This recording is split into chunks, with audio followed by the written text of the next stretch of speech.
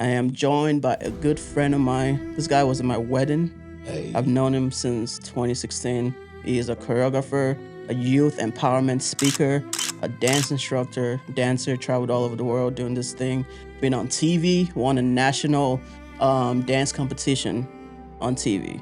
This is my guy, Marcus Dion Jones. Understand that. Understand your purpose. Understand who you are.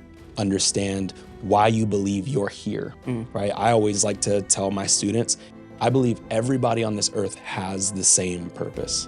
That's to love, that's to connect, that's to nurture our relationship with ourselves, with others, with God. One of the biggest things I learned was, if you want to go on TV, it's going to eat you up. What's going on? Welcome to the Creative Den Pod. Man, today, this is a good episode for y'all. I'm your host, Akin Akinwande. This is my guy, Marcus Dion Jones. What's up, man? Happy to be here. Yes, That was a sir. good intro, bro. You made me feel good. Hey, bro. Made me feel good about myself. I have to remember. I know we've done a lot of stuff together, you know? I was like, real. we've done so many things together, so Yeah. let me see how to introduce this guy. Right, absolutely. Yeah, man, welcome to the show, bro. Thanks, man. Thanks for having me. I'm happy to be Introduce here. yourself. I know I did that, Yeah. but tell the people. who you Yeah, are. absolutely. I mean, you did a great job. I feel like there's not too much to cover after that, but definitely Marcus Dion Jones. I'm a father. I'm a husband, proud dad, proud husband, Yes. family man, creator. Like to believe myself to be a very hard worker. And my main focus is, as you said very well, very eloquently, is focusing on the youth, empowering youth. And I like to say, discovering innovative ways to empower youth. Nice. That's a big way that I say it. The main title that I go by is really inspirational dance educator, as well as youth empowerment speaker. Nice. So yeah, man, I'm just reiterating the things you said, but Yeah. you did a great job. So Now that's cool because much. even like me in the dance space, I remember when I first met you, the way you teach is so much different from other people and the way they teach. So I appreciate and that. I always looked up to you when it came to that, man. I was Yeah. like, I always thought of myself as a dancer. Then I saw this guy dancing. I'm like, nah, bro. I'm not a dancer anymore.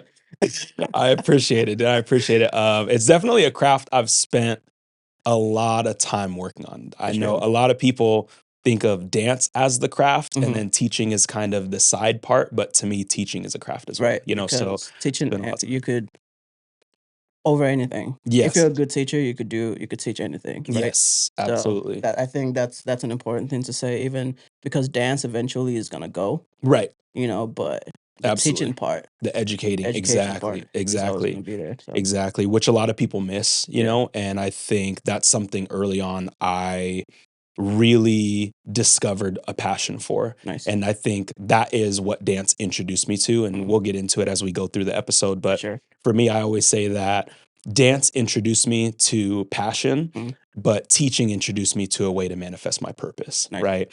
I don't like to say that dance is my purpose or teaching is my purpose. I don't like to say that, but I do believe that teaching introduced me to a higher form of manifesting my purpose, of experiencing my purpose, of working out my purpose. So yeah, man, it's been a beautiful journey. Back to what you said about meeting you. I remember, I don't know if you remember exactly when the first time I saw you. Yeah. I remember we were getting ready for Elevate, and KT had us all go to CFTN. It was like an outdoor event. That's the first time I remember us meeting.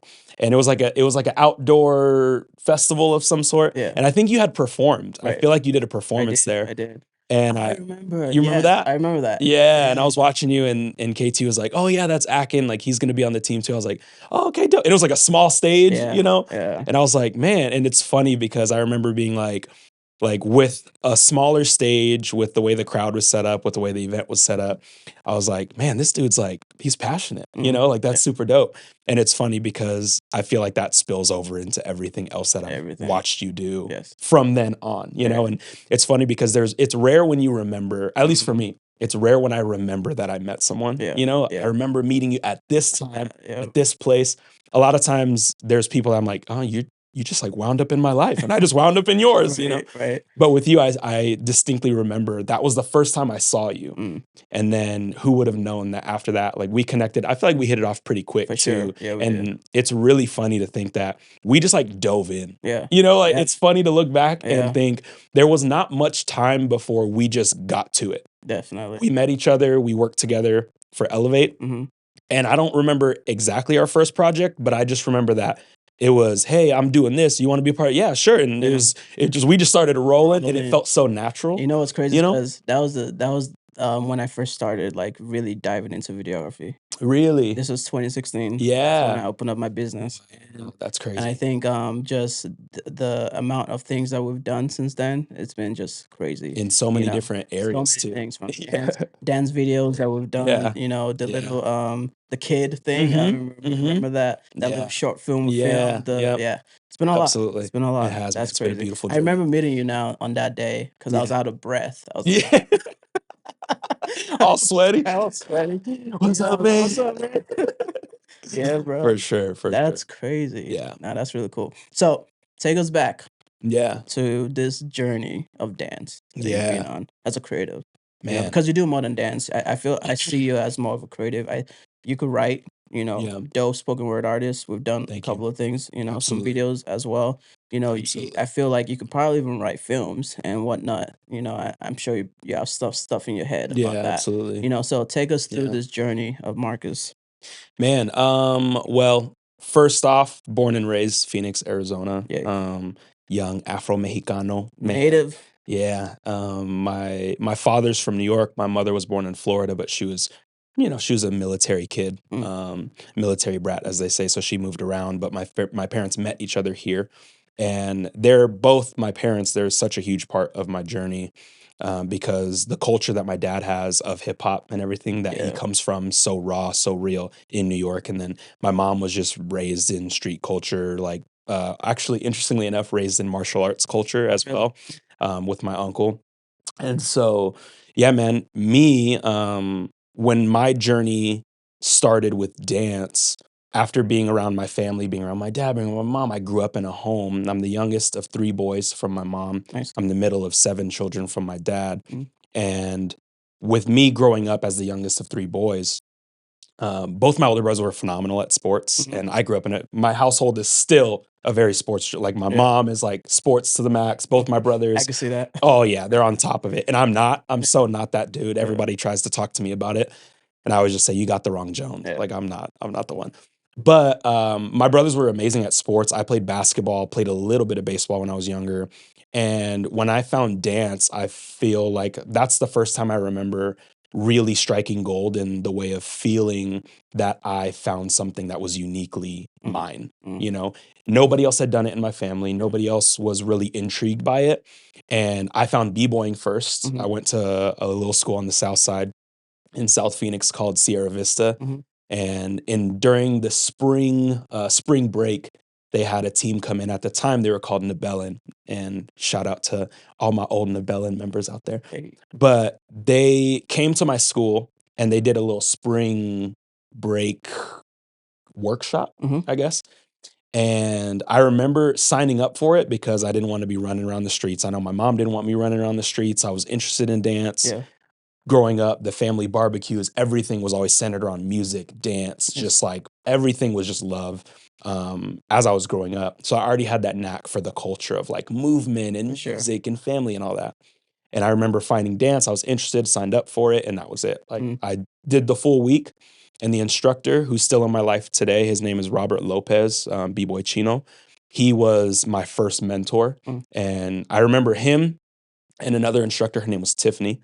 And they both came up to me and said, "Hey, you seem to be a natural at this. For sure. You definitely should come to the studio. Like, this is just a workshop, but you should come to the studio. You should take up some classes. I really believe this is for you." And they said the same thing to a few different kids. I was the only kid that responded, though. I was the only kid that responded to say, "I'll be there." That's And important. yeah, Because if you didn't, you wouldn't be where you are now. And exactly. I feel like a lot of people miss that. Yeah. Where there's an opportunity presented and it takes both, right? Where you have the Absolutely. opportunity and then it takes your yes to actually knock that out. So 100%, yeah, 100%. And that definitely. was the first big one, right? Mhm. It was my first yes to stray away from what I had already known and Right. kind of the carved out path. My brothers were athletes, so I could have fallen in with that path. But for me, it was something that I was interested in. So Mhm. from there on, briefly, very briefly, getting through the next few points, like as soon as I started dancing, I trained for, I don't even want to say a year before I just dove into the culture Mm. completely. And I don't remember I remember my first battle, but I don't remember when it was.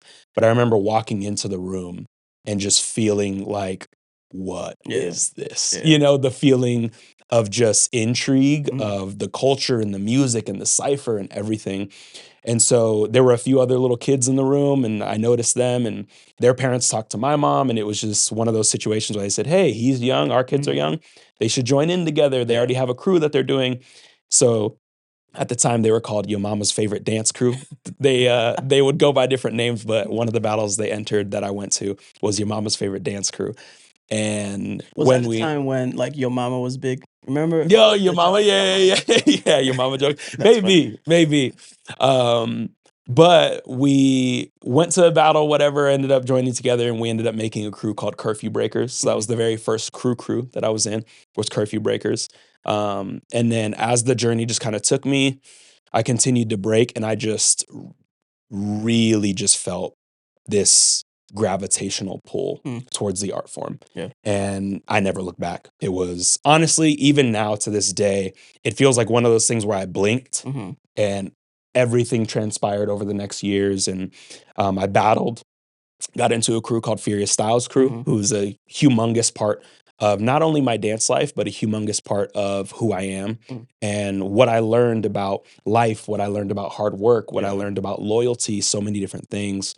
And after Furious Styles Crew, I went on to eventually do choreography, things Mhm. like that. Gotcha. The first studio I went to, I only went for a year, but the first studio I went to do hip hop was called Classic Image Dance. Mhm. That's where I met one of my best friends. His name is Chris Thomas. And then him and I together got the offer to join Elektrolytes. Mhm. And so when I joined the Elektrolytes, before that, there were like a few stages. I was on a team called Automatic Response. I competed with them for, I think, 2 major events. Other than that, it was more of a training process. Gotcha. When I joined Elektrolytes, though, that's when literally the funniest part of my story joining Electro. There's a lot of funny parts. We Yeah. experienced a lot of funny stuff, but the most interesting thing was that as soon as I joined Electro, our first meeting, they said, "Hey, we potentially have an offer to go compete on a national television show called America's Best Dance Crew, and we want to know if you'd be down to do it." I Mhm. was 16 at the time, actually. I was 16. They were, the next youngest after me was like 20. Mm. So they were looking at this young kid and Right. saying, "Hey, You were we in want high to," school. yeah, literally, Yeah. I was a junior. I was a Mm. junior in high school.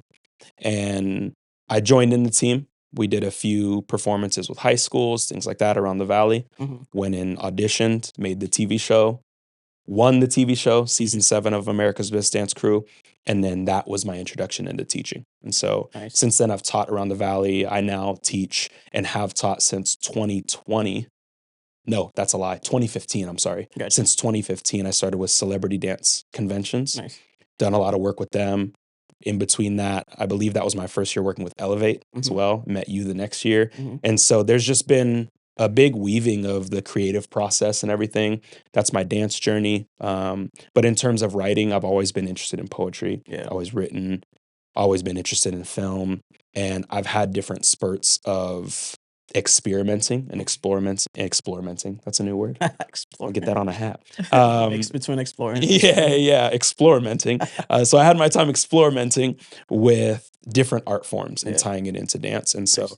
that tied in with teaching and everything has all kind of culminated in where I am today. That's what's up, man. Yeah. You've done a lot. So a lot of, yeah, A long lot. journey. Yeah. Let's go back Beautiful journey. to your stint in TV, right? Because there's a lot of Yeah. misconception about being on TV, Hmm. the glorified fame. Yeah.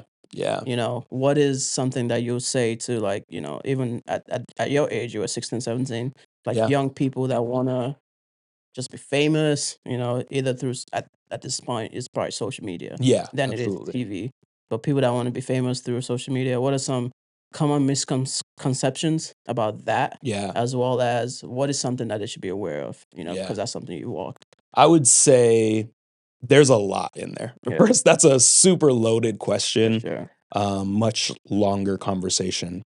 But if I were to tie it into a few main points, I know that first, TV is definitely an extremely unscripted, scripted thing, right? You're stepping in, whenever you're stepping into a television show of any sort, you're stepping into someone's vision. And wherever there's vision, there's always going to be an end goal, right? And so ABDC was a beautiful journey. And the team that I went with, Elektrolytes, those guys are still in my life to this day, still really good friends of mine. Almost all of us have kids now. Kids play together. We're almost, I believe, almost every single one of us are married now. And at that time, we were all young, single dudes doing whatever, or some of us, most of us were single. But in entering into the television realm, it was something I was never interested in. So that was the first thing that I always tell kids whenever I go speak at schools or whenever I'm able to have the conversation, is that television and that level of exposure was never something I was interested in. It was something that was presented to me and I took that opportunity, right? Again, going back to what you just said about the first time I was introduced to dance. It was an opportunity that was presented to me and I took that opportunity. Most of my career is founded on that principle of, hey, there's a possibility, there's an opening, would you like to take it? And me stepping in and saying, yeah. And then simply applying the work ethic that I learned from my parents, my brothers, that's just within me. For sure. That took me to wherever I was able to go next. Definitely. So stepping into the TV realm, it was the same principle, the same concept, except you're realizing you walk into the room. I'll never forget. I remember walking into the big room for the first time with all the other crews. These are teams that we've seen on television before. We've watched them on YouTube. Like I've seen almost everyone in this room for probably a year, 2 years before. I wasn't crazy about studying the choreography world for too long, but when we were going to the show, all of that, learning these people and walking in the room and seeing them, I remember I was like intimidated, but also intrigued, right? I had the intimidation feeling of, okay, this is the real deal. These people are not here to play around. These are the dudes that we see. These are the girls that we see. And now we're in the room with them, walking in to compete against them. That's pretty cool. And so it's pretty wild. The training process was really wild.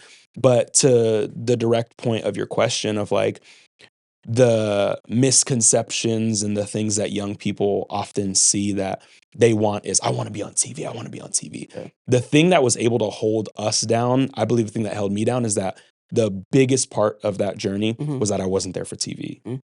So to me, one of the biggest things I learned was if you want to go on TV to go on TV, it's going to eat you up. Right.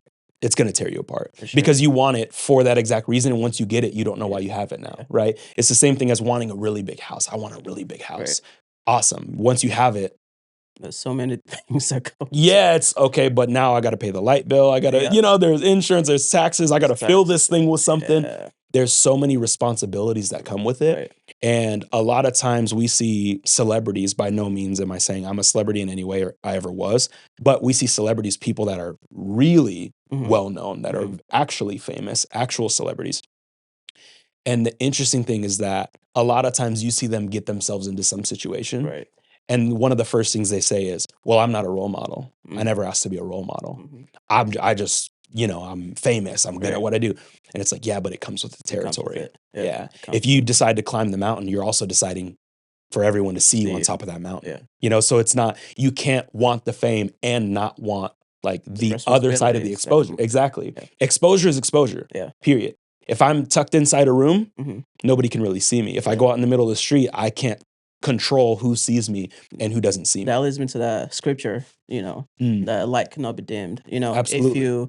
If you wanted to shine, put it on the mountaintop, carry that light with you, and it's gonna shine. Absolutely. When you turn on a light in a dark room, it's gonna illuminate. And it even says who's gonna put it under the chair, right? Who's gonna light a lamp and then put it under the stool? No, you light the lamp in order to put it on top so that it can light up the room and illuminate, right?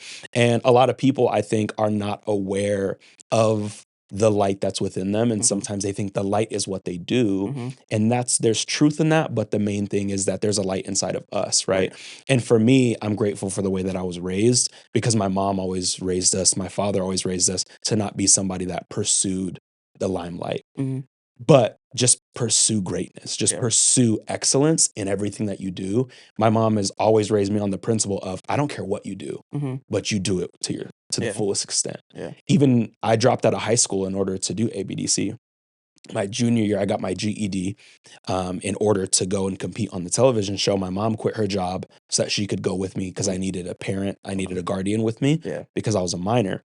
And my mom saying, literally, she looked at me the day that we decided that I was going to drop out. And she was like, "Are you ready to drop out?" And I remember laughing because I was like, whose parent says that? You know, like, and my mom is just like, she's dope in that way. She is. She's straight up. Yeah, she is. And she knew for a fact I wasn't dropping out to sit on the couch. Right. I wasn't dropping out to I'm gonna be a rapper and I'm gonna sit around and do something I wasn't already doing. Yeah. I was already in it. She already saw me go from point A to point B, C, D, E, all the way through.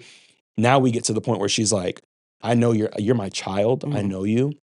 I know you're not about to walk out here and sit on my couch. Like, I know you're gonna work for it, you know? So for me, I always say that is like, hey, you have to remember that when you get these opportunities, when you want to go, if you want to be on a show, if you want to be famous, if you want to be TikTok, Instagram, whatever famous it is, if you don't understand, as we always hear, if you don't understand your why, if you don't understand the purpose of it, if you don't understand your purpose, it's going to swallow you up. Definitely. Because it's too grand, it's too vast. There's too many eyes on you. There's too many needs, too many wants, too many expectations.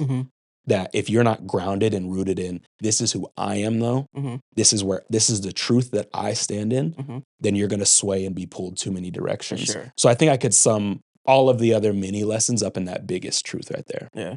No, that's what's up. What did that do for you, knowing that your mom was willing to quit her job and go with you? That kind of just she knew what was inside of you. You know, and she believed in that. That kind of trust. Yeah. Right.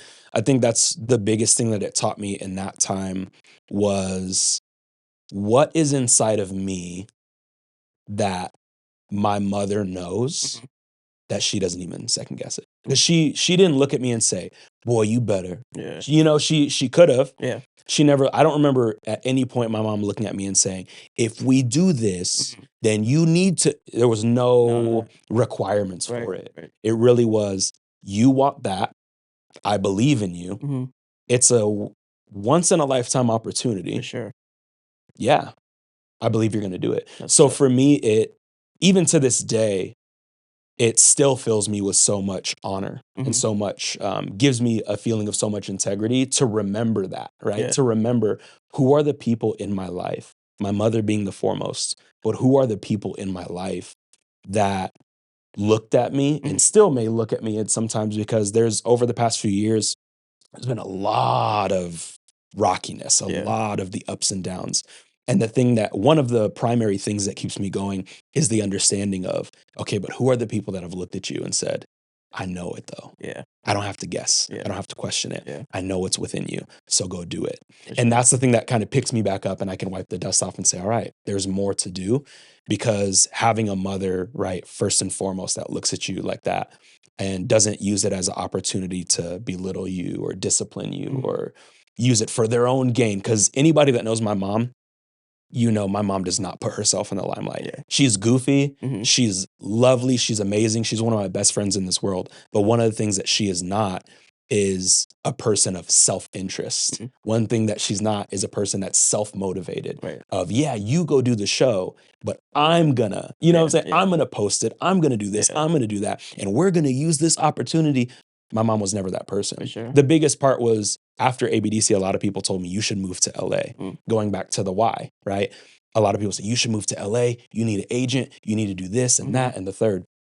My thought was, I don't want to do that. Yeah. And people thought, well, why? This is the time. You're young. You were just on a national television show and you won. Yeah. You better get out here. Yeah. And my thought was, I don't want to get involved with all of this. For sure. I'm not interested in any of it. I've seen the character of a lot of the people in the industry. I've seen the actions of a lot of the people in the industry. I've seen the movements of a lot of the people in the industry. Yeah. And I'm not interested in any of it. And my mom at the time, my parents were getting divorced.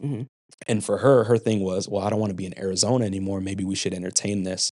And I had to look at her in that time and just say, I'm not interested. If we want to move to LA, maybe, but I'm not moving out here for that. I'm not interested. Sure. And literally since that day, she's never questioned it since. She looked back at me and said, all right, she was real with me and said, this is something that I think would be a benefit to us. If you're not interested in it, it would be your career. Yeah. So I'm not going to move out here while you want your career to be somewhere else. Yeah. We can stay here then. And again, she totally was sacrificial in her decision to do that. And my mother's been that person at every turn in my life, so I'm grateful isn't even the word, you know what I'm saying? Or if grateful is the word, many other times I've said it, haven't held a candle to this time, you know what I'm saying? So yeah, it's amazing. That's cool, bro. Yeah, bro. All right, let's move to, so done this TV, you're teaching at different studios at this point. Then you started, I think this was like your first run in like entrepreneurship in a sense. Absolutely. With Crown. Absolutely. So you started Crown, you went through the process. Tell us what that was about. Yeah. So Crown was what we would call, me and KT, who you'll have on here. Oh yeah. Eventually, for sure. Eventually. Still one of my best friends to this day. We would define it as an urban dance movement, right? Okay. There's a crazy amount of lessons within that journey that we can dive into. But what it was about really was taking the concept. I kind of went back and forth between it being exclusively faith-based and being something that was, I don't want to say outside of the faith-based realm, because it still always had the principles. Right. But it just teetering on, do we want this to be exclusive to, are we going to go to churches and perform? Are we going to go to Bible colleges or whatever? Or do we want to go and dance to different music, not ratchet crazy music, but just other music in other environments? What do we want this to be? And so really, I think eventually Crown, I want to say the first time I thought of it, I wrote a spoken word and I was 19 or 20 years old. And the spoken word, actually, I might have been 18. And the spoken word was called Carry the Crown. And I remember meeting up with some of my good friends at the time, who are now the Elektrolytes that are in LA doing their thing. Shout out to the Elektrolytes. But I met with them and another good friend of mine named Jared. And I said, hey, let's meet up tomorrow at the studio. And I'm going to bring a camera. You guys bring a camera. And we're just going to film us messing around. We're going to dance. We're going to cipher. We're going to walk around, whatever. Brought the camera. I didn't know what it was going to be about. I had no idea. I just said, let's have some fun. So we recorded ourselves throughout the day, and I started formulating, what could this be about? What are these visuals about of us dancing and all these different things, capturing images of like the sun and us dancing in front of the light and all kinds of things. I went home, gathered the footage, eventually started to write a spoken word, and it came out to Carry the Crown. And basically the message was, how do we carry the crown of youth, right? Because we have the youth that is within us, and many times it's wasted. But how do we use it to our advantage? How do we not make selfish decisions, goofy decisions with ourselves, and then chalk it up to being young, right? Because most of the time, that's what we see, right? People, well, do it because you're young. Go do the crazy stuff. Do the this, do that. For me, I was never that kid. I had my crazy moments for sure. I've done a lot of silly, stupid, ignorant, selfish things. But my thought was never, oh, I'm young. Let me get out here and do whatever. So that's where it started. I never knew that over the next few years that would stay with me, though the word crown just stayed with me. And so eventually it kind of developed it into a few different things. And I was really unclear on what I wanted it to be.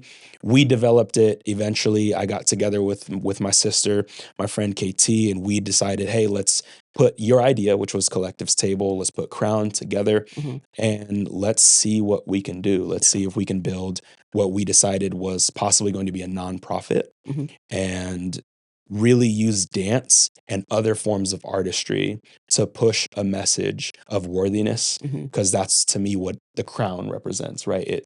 The crown and royalty represents a sense of worthiness. Break it down for us. I know it's an acronym. Yeah. As an acronym for courage, respect, obedience, wisdom, nobility. So the CROWN, those are the 5 values that we based the movement on. For sure. And so using those values and being able to take that into an environment of dancers, we assembled 2 or 3 different teams that we trained up and that we worked with.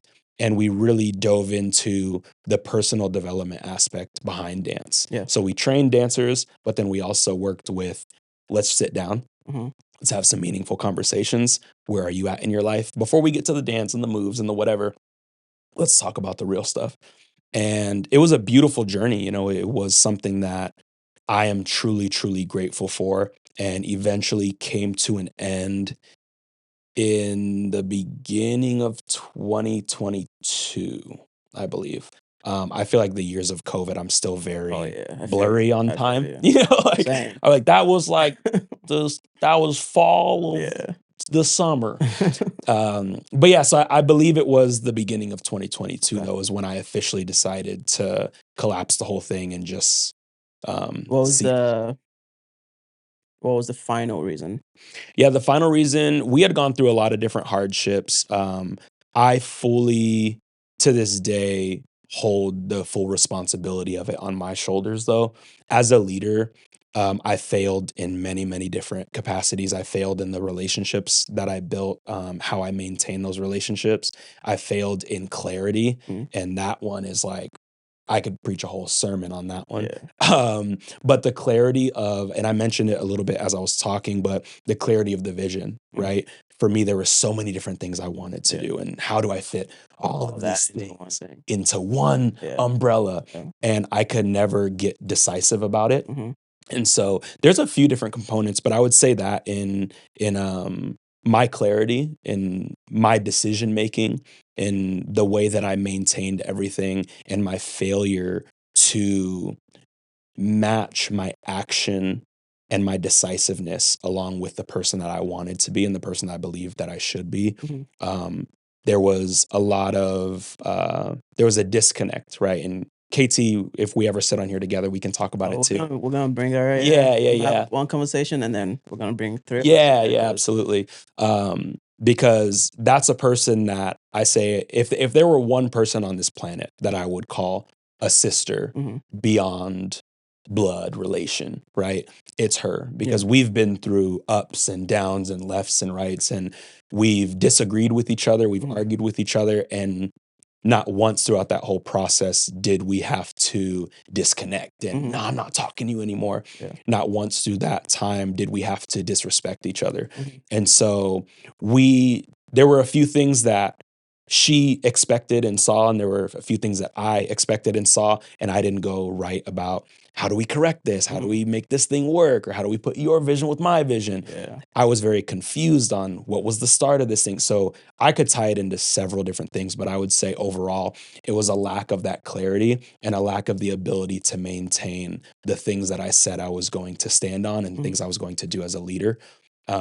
So yeah, that I would say is the main central theme. Yeah, those are tough lessons to learn. Yeah, You know, as you're going through it, you're like to say the least. emotional and you're like, man, and all Yeah, that. But in the process, because I knew what was going on, but in the yeah, process, bro, I saw you grow, mm, yeah, within that, the way you started to communicate and the way you, even in the midst of all that, I know mhm, there's things that you could have done better or yeah, whatever, in yeah, hindsight, we always look back and say, I could have done of this course. better. But even in the midst of it, I felt like you did whatever you could to the best of your ability Yeah, I in that appreciate at that. that time, Yeah, I appreciate that, man. so I've seen you grow in so many ways, Yeah, thank I've you. seen you, even in the midst of everything that you're trying to build, I've seen you put your family first. Yeah, Above everything else. yeah. That's one thing that I've noticed about you, in the way that you put your wife there and the way you put your kids, your kid, my favorite Hey, sign, prophesy. your kids. Prophecy, Lord. In the way you put, AG in front and all that. So I commend you for that, bro. Yeah, Now, thanks, man. Thank we've you. talked about that main, failure, but Mhm. there were successes in the midst of all Yeah, that. yeah, So let's talk through that as well, even yeah. with the successes within Crown. Yeah, You know, absolutely, yeah. absolutely. A large part of it, the successes, I would say, of course, the failures too, I learned so much from them, but a large part of the central things that I wanted to extract from that experience, because whenever something fails, right? I had this conversation with my wife one day, where she had said to me, or I think I had actually said to her, I was kind of assessing the things I felt like I failed at along the journey, whether it be Crown, whether it be my relationship with her. I met my wife when I was 13 years old, as Yeah. you know. And so we started dating when I was 15 years old. She was 14. And needless to say, the kid that I was then and the man that I am today, there's a drastic difference. And a majority of that is because of the woman that my wife is and what she's been able to teach me through patience, through loyalty, through kindness, through gentleness, and through roughness, right? Through her kind of being real and hitting me with the truth really hard in my chest and in my mind a lot. And so one day we were talking and I was kind of assessing the things I felt like I failed at and some risks that I know I needed to take moving forward in entrepreneurship, but I was scared to. And one of the biggest things that she said, and I believe we were on our way to a speaking gig. Actually, I was going to speak it was held at like a YMCA Boys and Girls Club, but it was a external company, a nonprofit that was hosting an event there through one of our good friends. And I was talking to her about it, and feeling the woe is me of, man, I'm going to speak to these kids, but I feel like I've failed so much. What am I doing? And one of the things she said to me was, I've seen you do a lot of things. I've seen you fail. I've seen you succeed. One thing I've never seen you do is quit. Yeah. And I remember sitting with that. And to this day, there's times where I have to sit with myself and go back to that moment and hear her in my head say it again. One thing I've never seen you do is quit. And for me, I would say what I would say me putting Crown to a hold, to a full stop, when I was able to sit down and assess it and just kind of look at it and say, what are the things that I loved about this? What did I really want from this?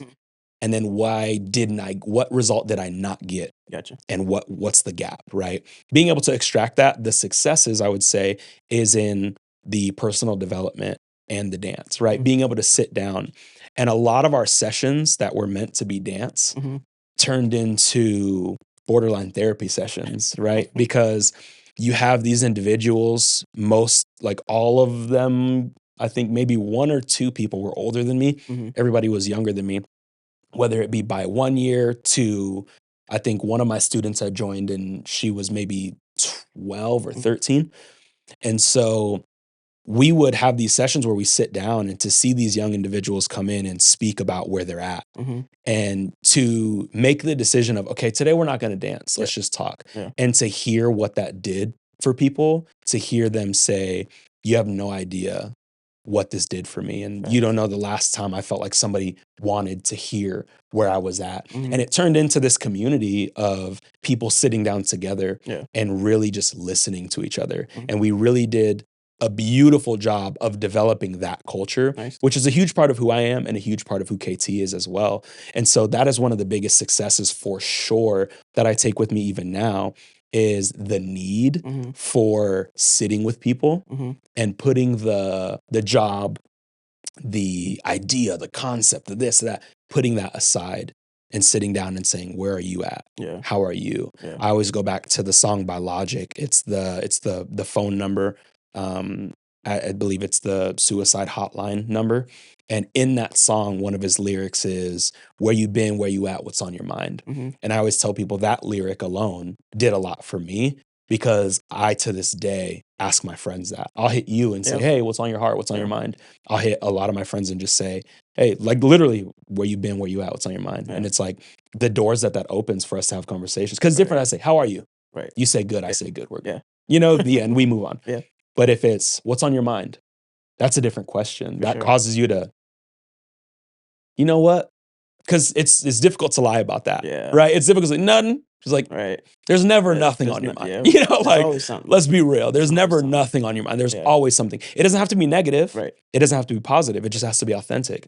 And so that is first and foremost a huge success. Also in taking the art form of dance and taking other art forms, mixing in spoken word, mixing in rap, mixing in visuals, film, all of those things. That was another big success that I found in it. Was this is a very untapped vein. There's a lot of people that obviously dive into it, but I think we're missing a strong sense of purpose in the industry in that way, where we're not putting out projects just to put out projects. We're not producing a film just to produce a film. We're not doing it to see a cool action sequence or to see whatever else, but we're doing it for a strong message but in a smart way, right? Because there's a lot of movies, a lot of dance pieces, a lot of spoken word pieces that have a central theme, but it's nobody wants to be beat over the head with it. Right. But the room that's needed for intelligent, sophisticated, purposeful art, that was another thing I found in the process that I was really happy with as well. Nice. Yeah. That's awesome, man.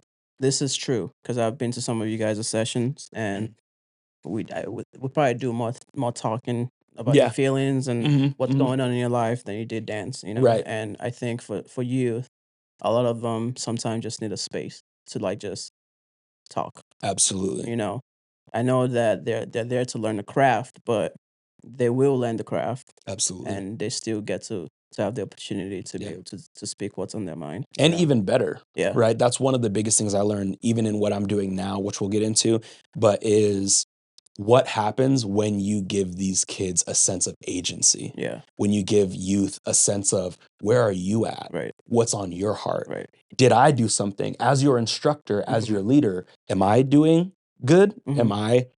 Is there some things I need to adjust? Yeah. When you give them the floor to be able to speak and they feel that sense of, oh, you're listening to me, the shift that happens within them and the empowerment, right? I love the word empowerment.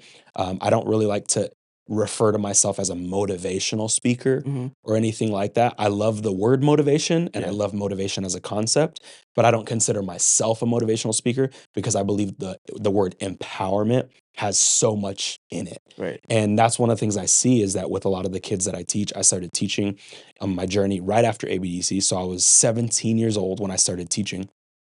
And I was still youth. You know what I'm saying? So I would have conversations with my students and watching them confide in me and watching them feel excited to talk to me and see me that day.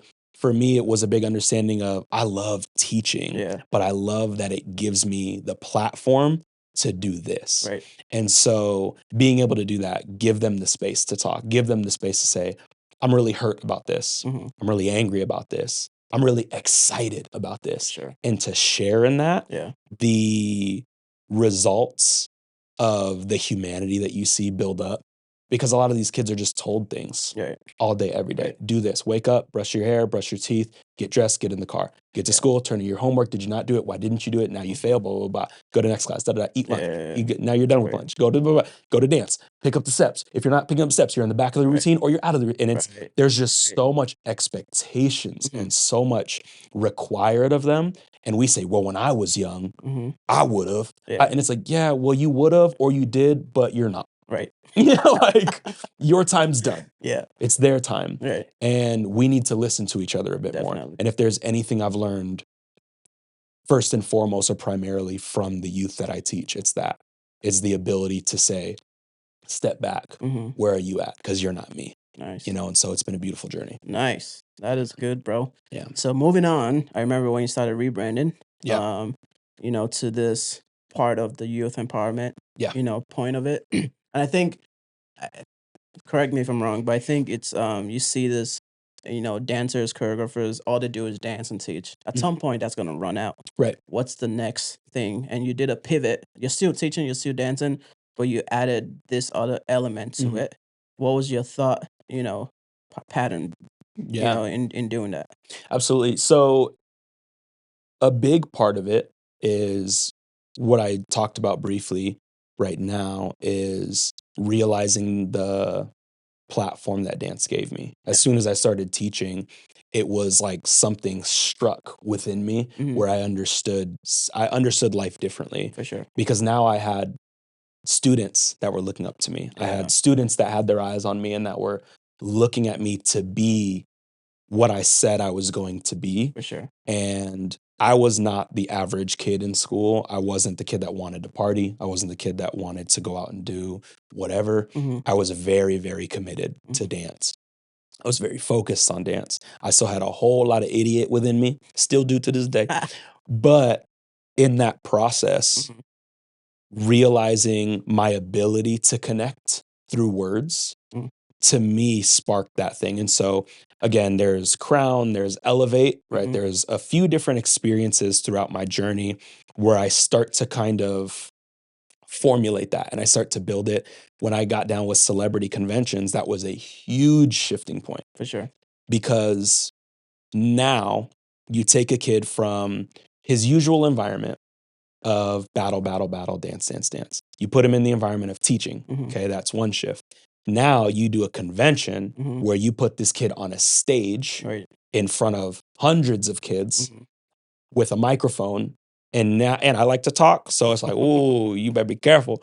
So putting me in that position, I remember feeling that feeling because I had never desired it, right? I wasn't like, oh, I want to be on a convention. I wanted to teach. And I, of course, at a younger age, seeing other people teach and teach in big settings, I was like, oh, that looks really dope. Yeah. But I don't ever remember thinking I have to do that. For sure. So again, opportunity is given to me. And I go, the opportunity came through a really good friend of mine, another person I consider a sister, Jenna Lynn.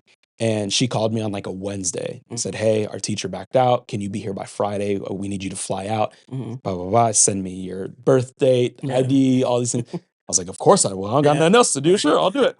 Flew out, did it. And I felt, again, another time I felt like I struck gold in my life where I showed up and it was one of those things where Jenna kind of whispered to me on the side, hey, like, this is an audition. You know, like, like nobody else knows it, but I want to let you know, like, I'm campaigning for you to be on Shout out to faculty. Jenna.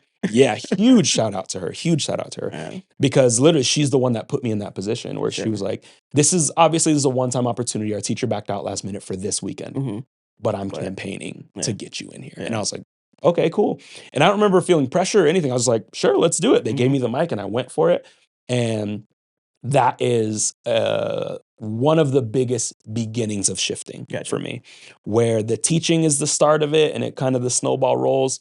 But then once you hit that point where I get to convention is a point where I start to realize the power of having a microphone, using my words with multiple kids in a dance setting.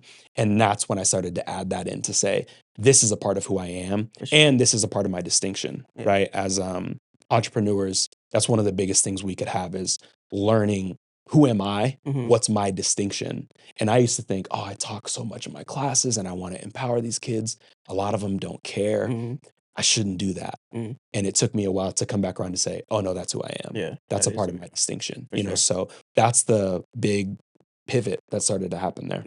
Nice. So during this empowerment sessions and things that you're doing for the youth, you created this method, the M3 method. Yes, sir. You know, I have to give you some shout out to that because that's obviously your name is Marcus. You know, and then you like acronyms. I feel like you do. You know, so break it down for us because I know that's an acronym as well. Absolutely. So the M3 method, or what I call the MOVE method, move with 3 M's, so MMMOVE, stands for movement, motivation, and mindfulness. Right? So taking 3 aspects that have transformed my life. Dance, first being movement. Motivation, something that I really am intrigued by. I was somebody that used to listen to, I still do listen to a lot of motivational speeches, listen to professional speakers a lot, taking that and then, of course, implementing it into my teaching strategy. And then mindfulness. My wife is a yoga instructor. She's now in her master's program. Shout out to her. Shout out to you, babe. Shout out. She's finishing her master's in psychology right now. And through her journey of diving into yoga and me learning from her, watching it, I believe I'm a very, very big student. If I'm nothing else in this world, I really believe I'm a huge student of life. I learn from almost anything. And watching her go through it, learning from it, hearing the methodology, hearing the teachings, hearing these things about mindfulness, to me, understanding that, I really got interested in implementing that into the dance world again, something I felt like was really missing. So I put these 3 things together and developed a class called the M3 method. And the class itself, to me, is not really the whole entirety of the M3 method, but it's the beginning of it, right? The class is not your typical dance class. It's not come in and learn choreography. It's really come in, we're going to breathe, we're going to talk really quick. I do a 5 to 10 minute session in the beginning of just a quick motivational message to explain to kids what we're going to be doing in class, what it means. Then we get into what I call group exercises, right? Where we use dance, we use freestyle improv to address the things that are within us, to express some things. It kind of shifts these kids from seeing dance as a form of entertainment and competition to seeing it as a form of expression and connection. So for me, it really begins to do that. And that's the purpose of it, right? Is tying these three things together: movement, motivation, mindfulness.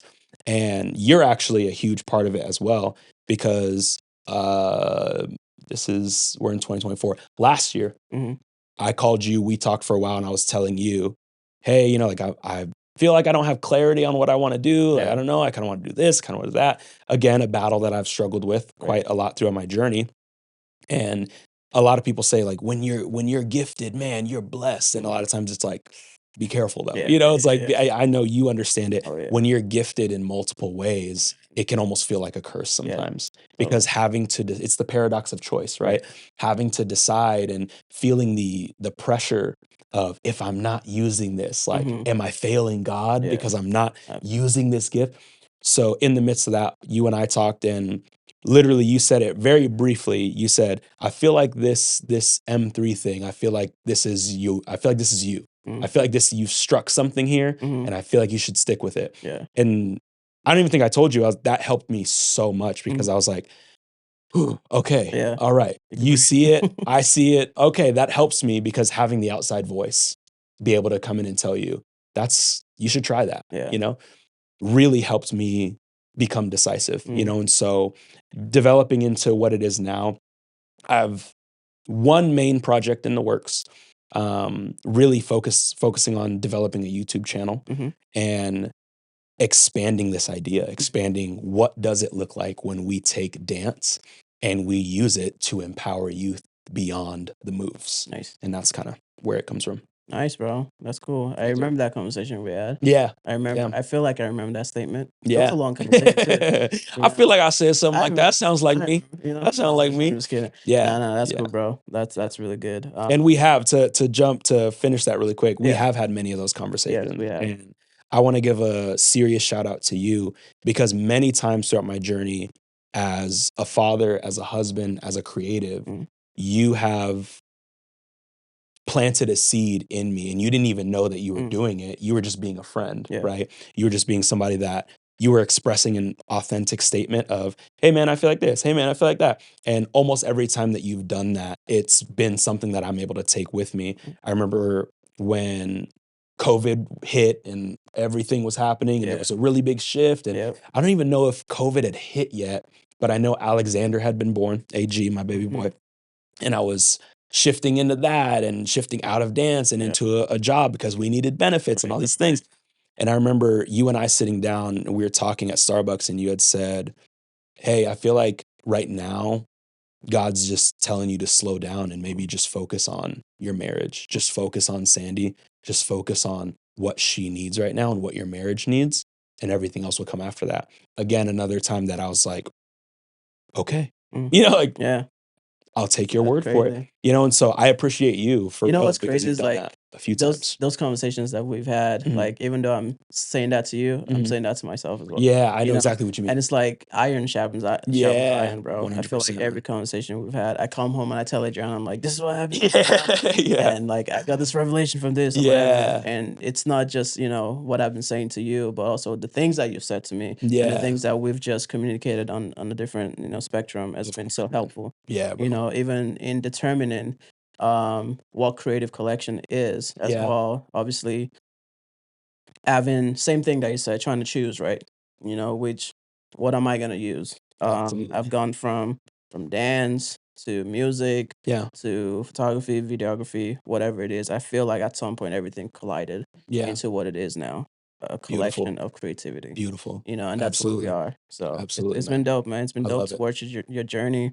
So even as a husband, as a dad, like everything that I've mentioned, being able to put your family, first before anything else. It's tough, especially Yeah, buddy. as a creative, as Yeah. an entrepreneur. I know exactly how tough it is, because Yeah. you're like, I have this to do, I got this I want to do, I have this I've been trying to do, implement into this, but then you have this thing that God also gave you that you have to nurture and help build and help Yeah. cultivate. And Yeah. it's like how do you do?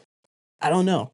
I'm still trying to figure it Yeah, out. I'm still yeah, trying to figure it out yeah, because man. there's times when my head just goes 100 at what I want to do, and my Yeah. wife is like, I'm like, if she was on the first episode, and she was like, feels like she's trying to keep up every Mm, time, yeah, yeah. and man, I don't know. I think there's this thing between like the gift that God has given us, the people God has given us, Mm, and trying to figure out how to mm, merge everything yeah, to build into this purpose that God yeah, wants us to do. I think absolutely, man.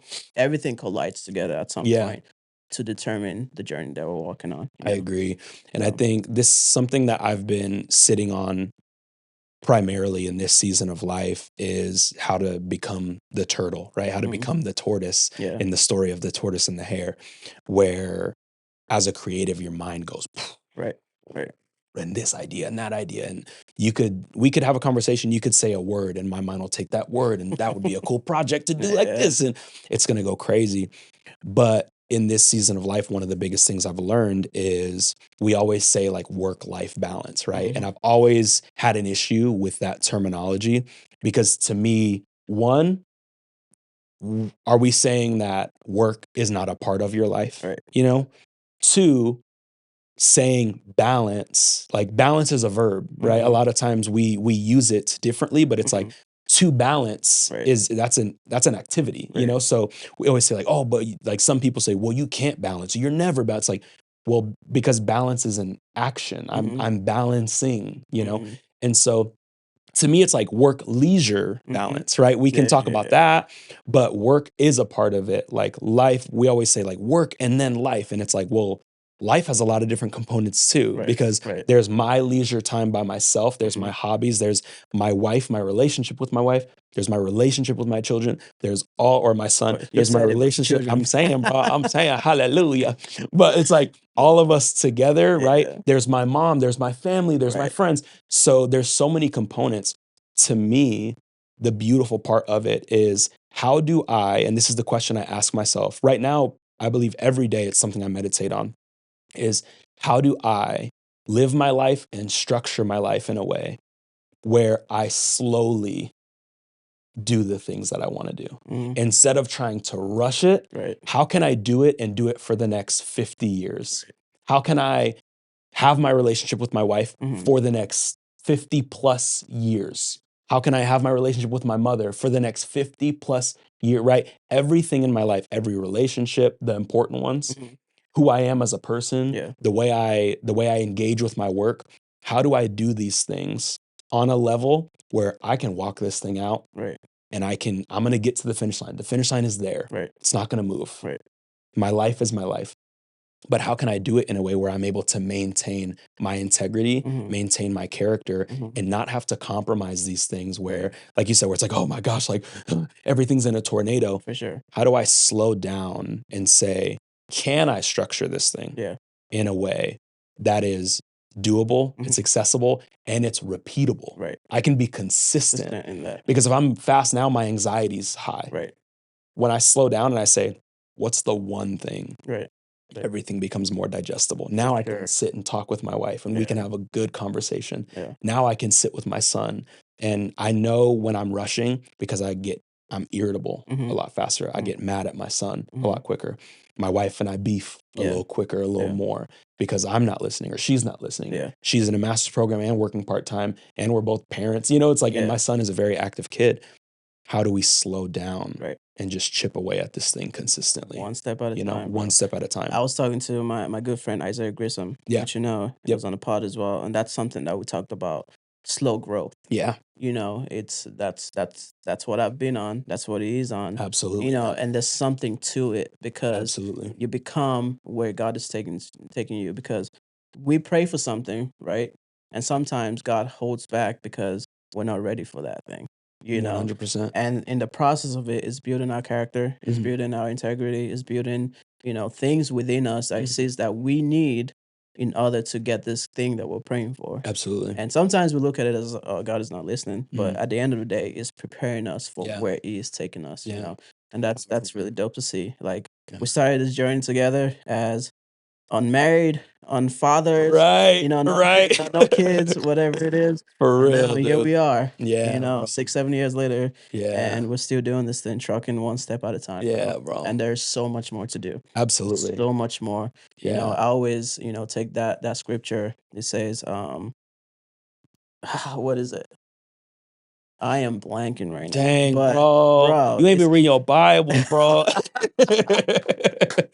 No. It's like basically to whom much is given, much is required. Yeah, absolutely. That's always something that I've lived with is like Absolutely. something has been given to me, so therefore a lot is required of me. Absolutely. But in the process, sometimes we put like a heavy weight on that. Mhm. Like Mhm. it has to be now. Mhm. When it's like, no, we got some years. Yes, there's a level of speed and maintaining Of course. that we have to go with. Even looking at making this practical, like looking at traffic, Of right? course. There's a level of speed we all have to maintain. If you slow down, there's gonna be Bro. some accidents. If you go way too fast, there's gonna be some accidents. So at the same time, there's that speed that we just have to maintain Yep. and just continue moving Yep. forward, moving forward, moving forward Bro. until we get to where we're going. And to take it even further, because I have this conversation right now in this season of life with Sandy quite a bit, right? Where in regards to driving, right? Mhm. Because if I drive slow, she's like, "You drive like a grandpa," but if I drive fast, she's like, "Oh my gosh, you're Yeah. gonna kill us,"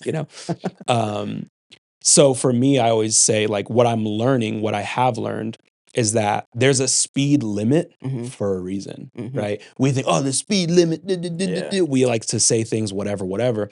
But to me, the understanding, the wisdom is there's a speed limit for a reason Right. because there's an optimal speed you should go Right. in order to maintain the health and safety of those in your car Mhm. and all Those the cars around you. Yes. But because you're in a rush, Right. because you think you need to get somewhere, you think you're above it, Mhm. and you think you're an exception. Yeah. So therefore, you want to blaze through. Right. But what happens, the most interesting part to me is when you're in traffic, somebody's pulled over on the side of the road, and you're like, we've been going slow for the past 40 minutes Right. because y'all wanted to stop and see this person pulled over. Yeah. And then double up on that when there's an accident and it's two cars Mhm. that they collided on the freeway and everybody is stopped. Yeah. I'm late for something. Right. Now everyone around us is late for something. They Right. can't get to where you affected hundreds of lives in that one moment because you decided, well, I need to do this. Mhm. Well, I need to go quicker. Mhm. Well, this person cut me off. Whatever you decided in that moment. Right. And so it's a beautiful analogy what you're saying about the understanding. It's wisdom, right? Right. There's a wisdom Yep. to how can I do this thing? How can I set that cruise control? Right. I'm gonna have to slow down, I'm gonna have to speed up, whatever. But how can I set that cruise control and drive and not because think about how stressed you are Mhm. when you're speeding. Right. Well, Bro, your like nervous system is heightened Yeah. like nobody's business because you're having to maintain extra things, Right. right? As usual, you'd have to just process, okay, this car, Mhm. that car, okay, change lanes. There's 3 seconds distance between Yeah. me and the person. If something happens, I can just shift over. Right. When you're speeding, bro, you're having to think, are they gonna brake? Are they gonna Right. what's gonna Right. happen over here? Something boom, boom, boom, a rock hits my windshield. You're having to maintain so many things. As human beings, we're We not can't. built. Yeah. And any cool guy can argue, well, I can speed and I can, sure. Yeah. But you have the processing skills of a toddler Right. because you think that's cool and Yeah, I'm yeah, different yeah. and you haven't understood the world yet. Right. So it's like when we slow down and we can actually process it. My family's in the car. Mhm. I'm not driving slow for me. Right. I'm driving slow for my family. I'm driving slow because if something happens Mhm. and I wreck this car, Right. I have to live with something happening to my For child. sure. Yeah. If something happens in my life Mhm.